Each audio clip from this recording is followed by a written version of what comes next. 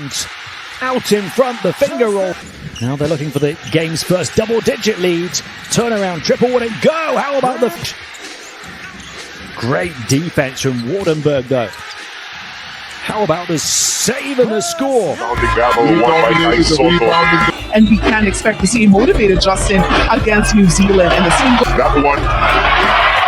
Blocked by Brownie. Magandang araw mga Karim, isang mainit na usapan na naman ang bumabalot sa mundo ng Philippine basketball.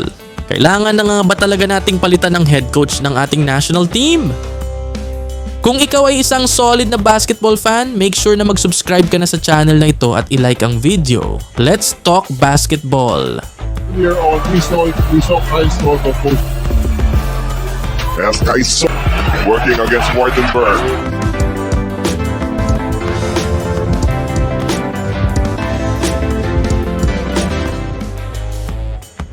Sa mga nakaraang international tournaments, masasabi nating hindi consistent ang performance ng Gilas Pilipinas.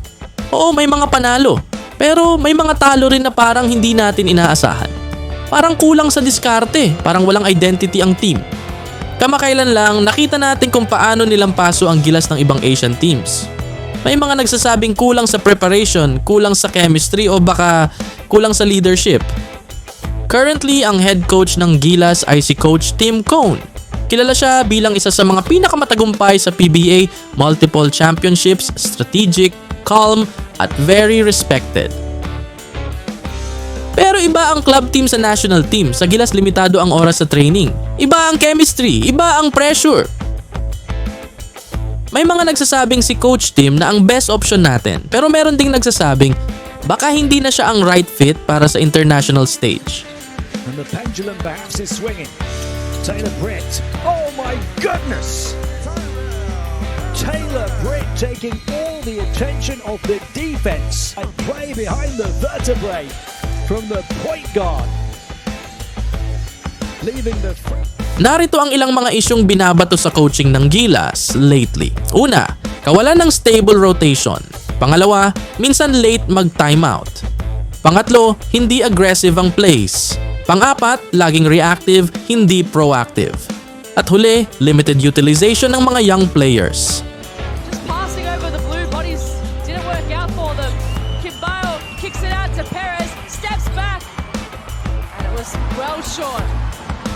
And Puruts makes the punishes them on the other end. Kung magpapalit tayo ng coach, sino sa palagay nyo ang pwedeng ipalit? Andyan si Chotres, may experience pero controversial.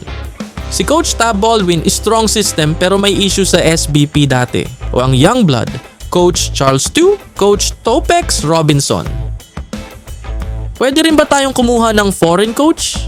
Katulad ng ginagawa ng ibang bansa gaya ng Japan at Korea. Ano sa tingin nyo mga Karim? Pero teka, baka naman hindi lang coach ang problema. Baka system din, baka support, baka management. May sapat ba tayong grassroots development? Nasusuportahan ba ang Gilas ng tamang training camp, scrimmages at scouting? Minsan, kahit sino pa ang ilagay mong coach, kung hindi kompleto ang suporta, walang mangyayari. Ayon sa ilang fans, si Coach Tim Cone pa rin dapat, kailangan lang ng oras. Ang iba naman may nagsasabing baguhin na, kailangan ng bago at ayusin ang system. Maghanap ng mas bata at mas modernong coach. Kung kayo, anong masasabi nyo? Sa palagay nyo ba dapat nang palitan ng coach ng Gilas Pilipinas? Sa mga susunod na buwan, lalaban ulit ang Gilas para sa qualifiers at iba pang tournaments. Kung walang babaguhin, baka same result ulit. Pero kung may pagbabago, baka ito na ang simula ng panibagong era ng Gilas. Masakit man minsan, kailangan nating tanggapin. Kailangan ng accountability. At ang unang tinuturo ng daliri ay ang coach. Mga Karim, dito na nagtatapos ang ating mainit na usapan. Ikaw, ano ang opinion mo? Palit coach ba o bigyan pa ng isa pang chance si Coach Tim? Salamat sa inyong panonood mga ka-hoopers. Baka pwede nyong i-like ang video na ito at mag-subscribe na rin para sa mga bagong updates. Hit the notification bell para malaman nyo agad ang mga bagong videos. Maraming salamat!